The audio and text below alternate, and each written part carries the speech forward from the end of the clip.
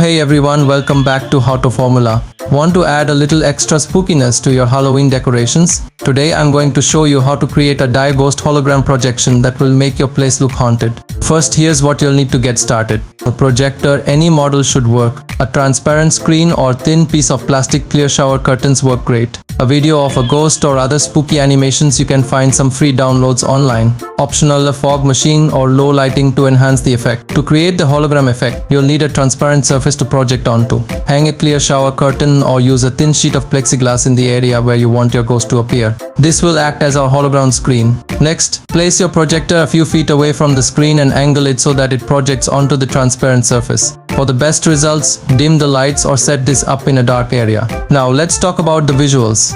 You can find spooky animations online. There are free or paid ones with different ghostly figures. Load up your ghost footage, adjust the brightness and contrast if you can, and get ready for a haunting effect. For an extra spooky vibe, add a fog machine or some candles near the screen. The fog will catch some of the light from the projector, making the ghost appear even more real. Plus, with low lighting, it looks like the ghost is really floating in mid-air. And there you have it, your very own Halloween ghost hologram projection. Perfect for giving trick-or-treaters a fun scare or adding a haunted touch to your party. If you enjoyed this Halloween DI, give us a thumbs up, subscribe, and let us know in the comments how your hologram turned out. Have a spooktacular Halloween.